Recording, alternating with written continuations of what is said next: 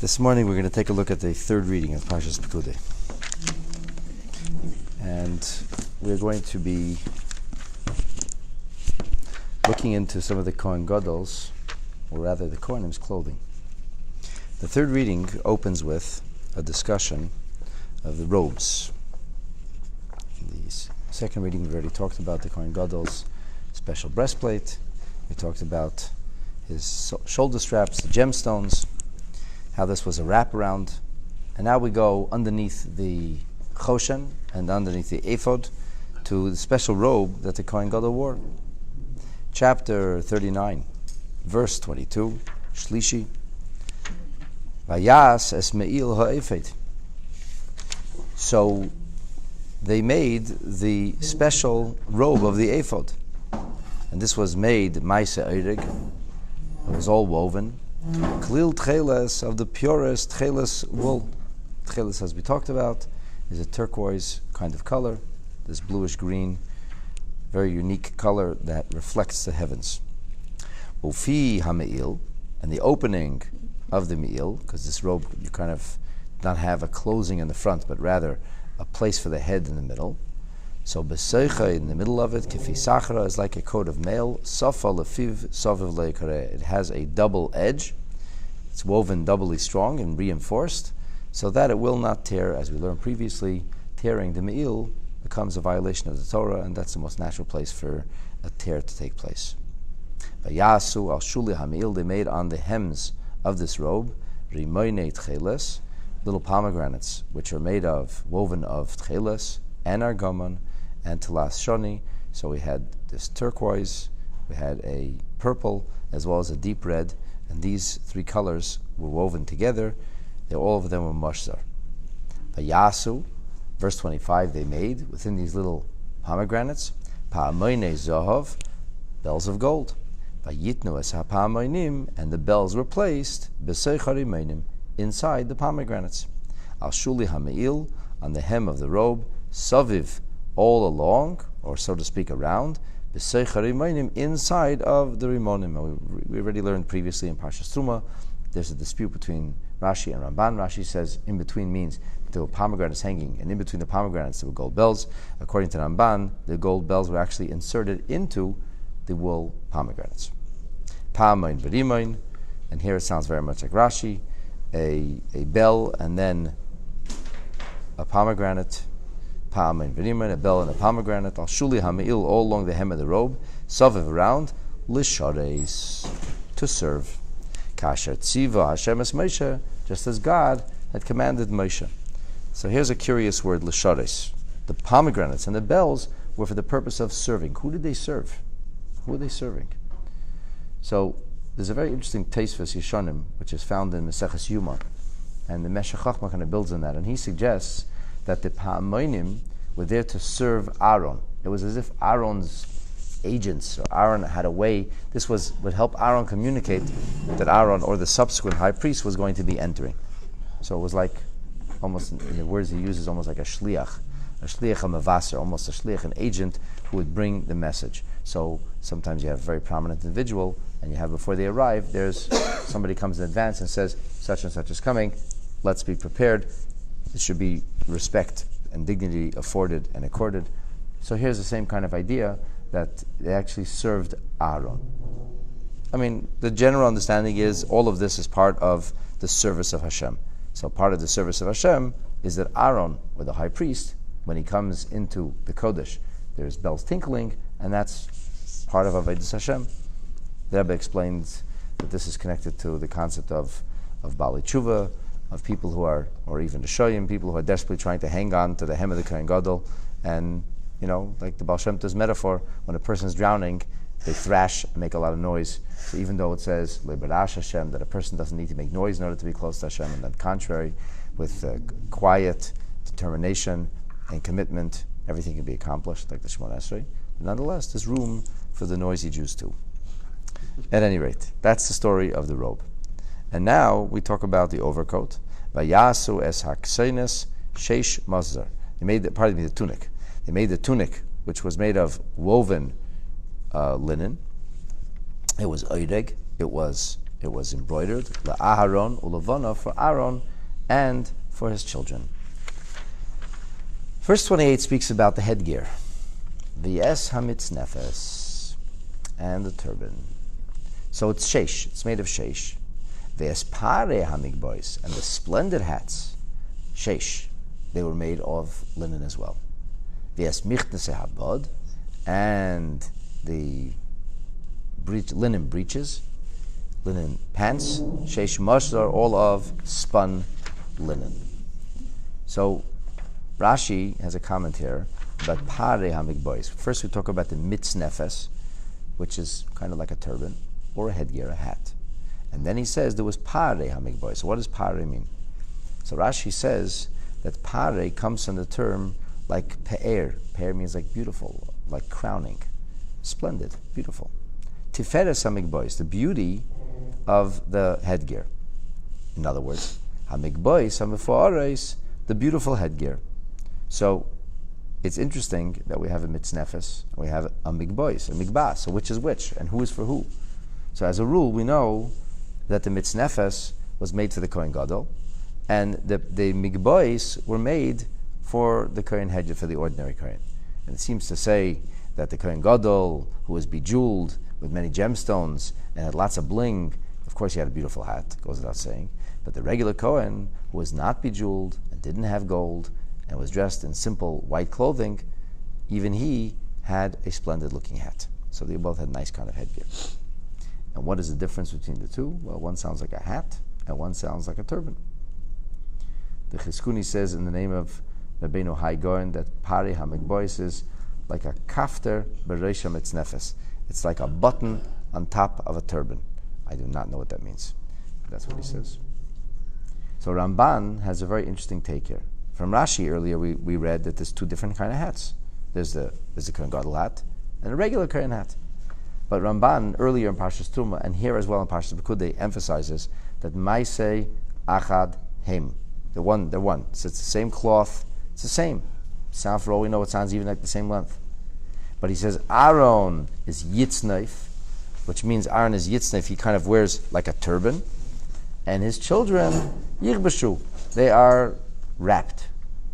Now, I'm going to be the first one to admit I do not know what this means. And I asked numerous other people out of curiosity. None of them know what it means either. I think turbans is not the headgear that we're used to. Maybe we should speak to people who live in the Far East who wear turbans and maybe find out from them what's the difference between one turban and the other. But one sounds more turban-like, one sounds more hat-like, and what the difference is, I do not know. And what they look like exactly, I also don't know. It certainly sounds like from Rambam that the headgear of the Kohen Gadol was wrapped, kerach agabe kerach, like wrapped one on top of the other, maybe like what people wear in India today or in Punjab, those Punjabi style turbans. And what was splendid about the Kohen headgear's hat, I don't know. Anyway, those are the verses. That's what I can give you. And now we come to the sash, the belt. And this is going to be our subject for today. This is our issue, the belt. The Esa Avneit, and the belt, the sash, Sheish Mashzar, spun linen, Utecheles. Cheles is made of? The dye is made of some kind of amphibious creature, yes. But Cheles itself is? Wool. Argomon, a purple, but that's the dye. Argomon itself is wool. Toilas Shani, dyed a deep red from the blood of a small animal or insect. So that's ram's skins or ram's wool, which is also dyed deep red. So again, we have now three forms of wool. And the three forms of wool, however, are preceded by the avnet, which is woven of sheish mashzar, which means linen that is spun. All of this is ma'aseh rekem. All of this is woven together. Kasha tziva Hashem as Moshe, as God had commanded Moshe. So what do we have here? We have a belt, which is shatnez, a belt which is outside of Jewish law. It seems to transcend Torah teachings. On one hand, the Torah says that you're not allowed to mix wool and linen, and here the Torah specifically says that the belt should be made of sheish marsa, which is linen, and several forms of different wool. A colorful belt made of mama's sharpness. What in heaven is going on over here? How could it be that we make a belt made of sharpness, and that's kasher tziva Hashem es Moshe? So we're going to analyze this now. Let's take a look in our Biurei HaChumash book. We're going to go to Siman Zayin, the 7th entry of Parshas Pekudai, on page Shin Tzadik Zayin. The Rebbe begins here by noting Ha'avnet Hoya Hayechidi mi Bigdei Kohuna. The Avnet was the only one of the Kohanic vestments Shehechel Shatnez, that included Shatnez, the only one, which was Kilayim, a mixture of Tzemer, of wool, which is Tcheles, Argoma, and Telashoni, as mentioned, Ufishtim, and Fishtim was Sheish, which is flax or linen. And we know this is not permissible. Now, the truth is, when the Rebbe says it's the only one of the garments, this is when it comes to the Cohen Hedyot, the ordinary Cohen. When it comes to the clothing of the Kohen Gadol, it's the opinion of the Radvaz, as per his explanation or understanding of the Rambam, that the Kohen Gadol had several garments which were made a mixture of wool and linen. But one thing is certain, there's an open verse, without any shadow of doubt, that tells us that the sash of the Kohanim, both Kohen Hedyot, ordinary Kohen, as well as Kohen Gadol, were necessarily made of shatnez. How could such a thing be? So really, what's the question? Hashem said it could be. It could be. Okay, but what is going on over here? Like, so the Rebbe suggested this could be explained al pi pnimius ha'inyanim when we look at things from a mystical perspective. Okay, Mavur b'sifrei Kabbalah v'Chassidus. It's explained in the books, the teachings of the esoteric realm of Torah, the Kabbalah and of Chassidus, which are, by the way, not one and the same. Although Chassidus oftentimes utilizes the language of Kabbalah, Chassidus is not limited to Kabbalah, and Chassidus provides a more profound and deeper insight to all levels of Torah. But the language is oftentimes Kabbalah. It invokes, and therefore, largely and broadly speaking, it's incorporated into what we call esoteric or mystical teachings. That the foundational underpinning of the prohibition of mixing wool and linen, because wool is emblematic of kindness. However, the flax or the linen it indicates or it becomes a representation of midas hagvura, of the measure of severity, of judgment. This is what we call proverbially right and left. So right represents the gregarious, outgoing, giving nature of chesed, and left represents the strong, repressive, restrictive, disciplinary nature of gvura. Very, very different approaches, very, very different energies.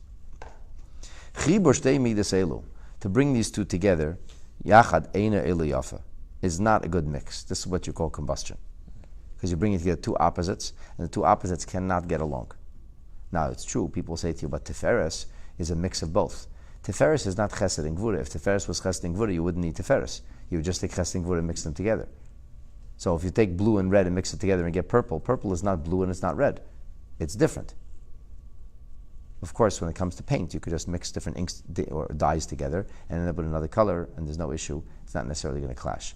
Fine. When it comes, however, to different energies, if you put them together, you create schizophrenia, you create lunacy. Like it's this conflicting kind of energies which don't work well. So a person can be kind and outgoing, and at the same time, a person cannot be mean-hearted or disciplined. It just doesn't work. You know, there was a scientist named Niels Bohr who did the research that led to the discovery of what we call today the Heisenberg principle of uncertainty. How did he get this idea that the nuclei can't be quantified, or the location of the nuclei can't be quantified when something is in motion, in velocity. Right? And of course, the Heisenberg principle of uncertainty leads us not only to question, but in theory to disprove the whole theory of predeterminism. Right? The notion that Darwin's predeterminism basically falls by the roadside because, in fact, you cannot be certain. When something's in velocity, you don't know where the nuclei is. So supposedly, it's a story they tell, Niels Bohr came to this when his son was caught shoplifting. And he found himself conflicted. He couldn't be a loving, forgiving father and a stern disciplinarian at the same time. He couldn't do both together. So he could only be in one place at once. He could vacillate between the two. He couldn't do two together. And this made him realize that it's not only a chemical thing, it's not only an emotional thing. It has to be so also with regard to the quantum physics of things. And indeed, when something's in motion, so then the nuclei can't be quantified. That's the nature of motion. So this could be like a metaphor, a way of understanding this notion that Chesed and Gvura together is a noxious mix. It doesn't go. Okay, so along with this idea that it can't go, and by the way, there are also many other forms of forbidden mixtures which can be explained in the same fashion. We have a prohibition of yoking together an ox and a donkey. And there's a prohibition of eating meat and milk. In each one of these ideas, you can find the notion of Chesed and Gvura represented, and bringing them together is not healthy. It creates conflict, not resolution. Doesn't create balance, doesn't create symbiotism. It simply creates a competing interest and conflict. But it's not to say that clothing is going to have an impact on you yourself. Let's be very blunt about this. The Rambam does tell us clearly that shatnez is included in the kind of mitzvah which is called a chok, a statute. In the end of Hilchas Milah, the Rambam lists a number of mitzvahs, and he includes meat and milk, and he includes the notion of having wool linen. So there's no doubt that this is not a logical mitzvah. And nobody would come to this on their own and say, what's the difference if it's not these threads or those threads in my clothes? Like, really, who really cares about this? Granted, understood. It's Hashem tells us that's why we don't do it. But nonetheless, there's what it represents. There's ideas that come along with it. Right? The Rambam in Nevuchim and the Rambam also in Sefer HaMitzvahs maintains that everything has a reason. There's just some reasons are in the realm of what regular people can understand, and others are beyond. Rambam says that Moshe Rabbeinu understood even Parah Aduma. But in Meir Nevuchim he says he didn't understand it in a rational, logical way. He understood it b'derech nevuah. Sometimes you can see something, and when you see it, you know it, but nobody can explain it to you. But with one look, you just know it. When Moshe Rabbeinu had the ability, prophecy is like a vision. He could envision it, but he couldn't understand it per se. So Shlomo HaMelech, who didn't understand through prophecy or intuition, he understood through understanding. He couldn't understand it.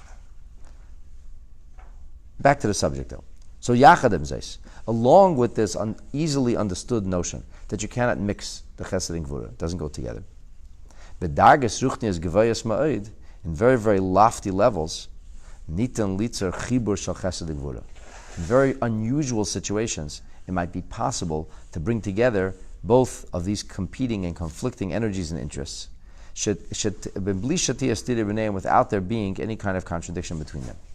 And that is because they are in a situation where their individual components, in a sense, shed individuality. The fact that they're individual and they push in a certain direction, or they represent a certain energy because they're found in an environment, an atmosphere, which is so much greater than them that somehow nullifies their individuality and their specific frame, that everything goes. And here's the metaphor. The famous metaphor for this is that the words of our sages about on the pasuk Osa Shalom B'mromov, very famous words. They're prayers and songs. People know about this. What does it mean? He who makes peace on high. It means Michael Sar Shalmayim. That Michael is the archangel of water or kindness. Gavriel is Sar Shal Eish, of fire or of discipline and severity. But they don't extinguish one another. Where don't they extinguish one another? Here on planet Earth they do. It's not possible for fire and water to live together. Didn't they both go to Sodom together? Didn't those angels visit Abraham? I mean, yes and no, and let's not complicate the thing. Let's not. Let's not go down the road of Chesed and Gvura and of Avram's angels. But the notion that fire and water can't coexist is easy to understand. That's a scientific, chemical, technical reality. It doesn't take a leap of faith. But imagine that fire and ash could get together. That fire and water could live in tandem, at peace. If something like that were to happen, what would you say? How could that be? It can only be when they're both in the presence of something which is so much greater that fire's individual properties and water's individual properties simply fade into oblivion. They become irrelevant because they're in front of something so much greater. So therefore, this is the reason that in the Beis HaMikdash, which is the location of extraordinary divine revelation, in this place where there's a profusion of divinity, that there could be a situation in which under normal circumstances cannot coexist, but in the Beis HaMikdash it could coexist. One of the metaphors that's brought for Michal and Gavriel in being in a state of shalom is you have these two individual ministers, and each has each portfolio, and the portfolios are ever fighting. They're in competition over the same budget money, and they have very different ways of doing things. But when the king walks in, all of a sudden the differences are put aside, and they're standing in presence of greatness. They're no longer actively competing. Their politics are overwhelmed. Their politics are become transcended because of the presence of the emperor himself. And so before God, Bimreimov, so then there could be shalom. And then, of course, there's a miracle of Borod with this fire and water, and they coexist in order to do the will of Hashem. But that's an extraordinary reality. That's what we call a miracle. The Beis HaMikdash was, proverbially and philosophically speaking, a miraculous reality that was able to suffer opposites. And that's why we can understand now why the garments of the Cohen could contain shatnez, and that would not be breaking or transcending the Torah's teachings. And the Rebbe says it's interesting that of all the garments, it was specifically which one? The belt, the sash. Why is that? He says because the other big day kahuna, besides a holy purpose, they also were utilitarian.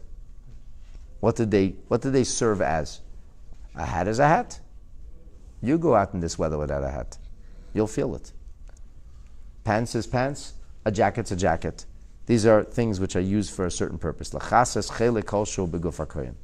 There is one garment that the Kohen wears which actually has no utilitarian purpose, especially because the Kohen's clothing were tight-fitting.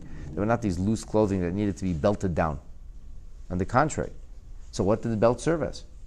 Decorative. Decorative. It was all style, no substance. There was no utilitarian reason for it. In other words, you're talking about something which is only about the service of Hashem. It was only about service. Somebody would say to you, so the Kohanim need clothing? Well, how are they going to serve the Beis HaMikdash? I would say to you, well, they need clothing because they need clothing. First and foremost. Somebody asked me if he has to come to the Purim Suda in a costume. I said, well, you have to wear something. If you want it to be Purim-like, that's fine. If you don't want it to be a costume, okay, but make sure you're wearing something. So the costume also serves as the something. If I'm wearing dress-up clothes, I don't need regular clothes. The costume doesn't have to be on top of regular clothes. But then you have an element of the costume which is actually not necessary. It doesn't serve any utilitarian purpose whatsoever. And that was the sash of the Cohen. And that's the point. The one garment that the Cohen wore, which served absolutely no purpose insofar as clothing is concerned, that's where we would have the wool and linen mixed together. That would become emblematic of the essence of the Beis HaMikdash, a place that lives within the confines of reality and yet entirely transcends it. And when you're a Cohen in service in the Beis HaMikdash, you can have wool, you can have linen, you can bring them together, and you can bring a sense of fusion and unison that enables things that otherwise could not live together in tandem to be able to coexist. And of course, when Mashiach comes, we'll see all of this on steroids, as all things that conflict will move into a state of peace.